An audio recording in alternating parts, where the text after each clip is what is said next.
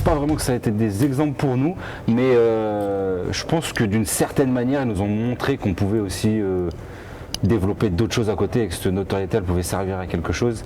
Après, c'est une vision qu'on a eue depuis le début, c'est juste qu'on a vu des personnes la concrétiser avant nous. C'est vrai que dès qu'on a vu qu'il y avait une possibilité, le fait d'avoir des followers, des personnes qui nous suivent, d'avoir une possibilité de forcément toucher plus vite du monde et de vendre des produits, vendre des vêtements, ce qu'on avait envie de faire, on s'est dit, voilà, on a regardé un petit peu ce qui se faisait.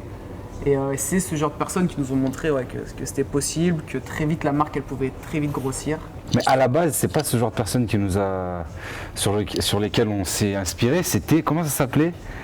Body Rock. Body Rock TV. Je sais pas si vous connaissez Body Rock TV. C'était Une chaîne de l'Est. Voilà, c'était une chaîne. C'était en anglais, mais c'était des filles de l'Est qui faisaient des entraînements au poids du corps, mais vraiment super hard. Elles avaient des physiques de ouf. Elles faisaient des entraînements au poids du corps, et en fait, on s'est inspiré de ça au début, nous, pour faire notre chaîne YouTube.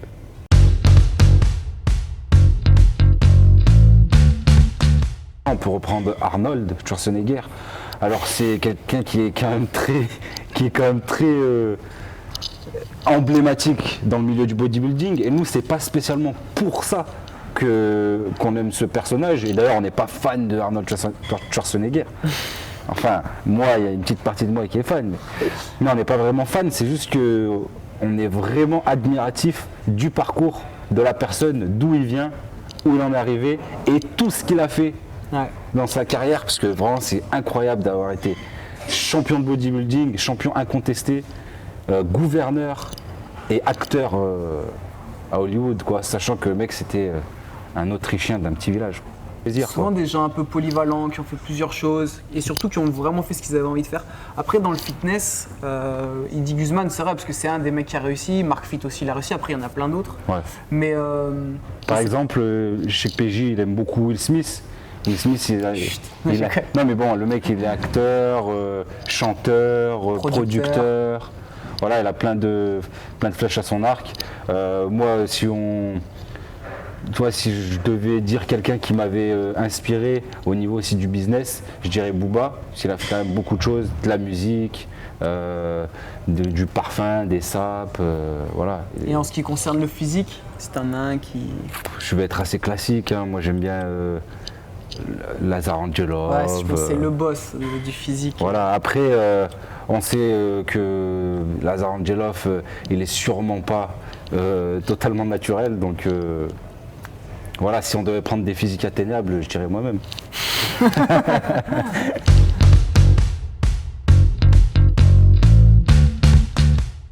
Nous, de toute façon, que ce soit quand on a commencé ou même avant d'être sur YouTube, on est toujours parti du principe, il ne faut pas laisser les gens indifférents. Il vaut mieux être aimé à 80-90% et détesté par 10-20% que être neutre par 100%. Il n'y a aucun intérêt. C'est valable dans le business comme dans la vie personnelle. On ne peut pas être neutre. Quand on nous demande notre avis, on donne notre avis clairement, que ça plaise ou que ça ne plaise pas. Mais voilà, c'est un choix. Après, justement, c'est un peu trop facile. Dès que c'est un petit peu dans le monde du business, dès que c'est un petit peu connu ou quoi, tout le monde devient très neutre. Ils veulent pas dire de mal.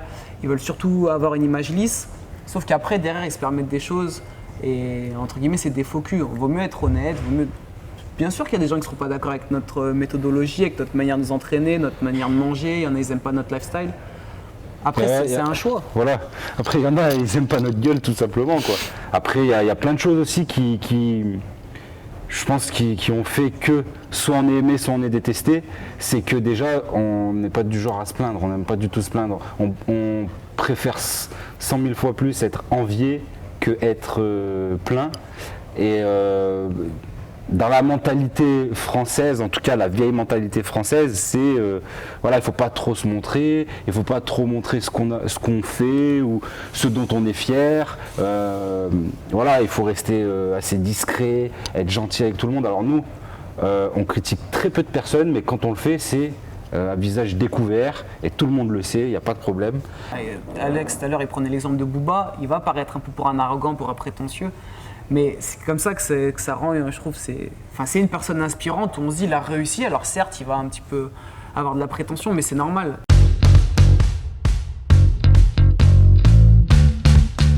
Parfois s'entraîner c'est une contrainte parce que quand on est en voyage, en déplacement, tu vas rentrer tard le soir et tu dois aller à la salle parce que tu t'es pas entraîné de la semaine et tout, oui, parfois c'est une contrainte, t'as pas envie.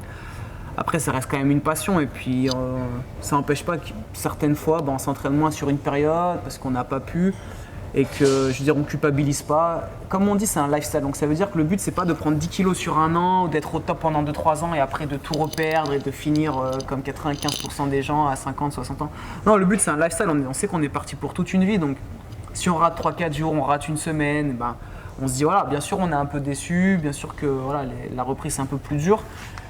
Mais tant pis, on ne parle pas en nombre de semaines, voilà, c'est vraiment parti pour des années. Donc. Et puis il y a toujours un peu la compète, on aime bien savoir un peu si l'autre s'est entraîné ou si nos potes ils se sont entraînés, voilà, ils ont passé une barre un peu plus haute, tout cas on aime toujours quand même. L'esthétique. Ça motive, tu vois, de retourner à la salle, d'essayer de s'améliorer un peu. Les performances, c'est important. L'esthétique, voilà, c'est important, mais les performances, ce qu'il disait, nous c'est aussi important que l'esthétique, au moins aussi important que l'esthétique pour nous.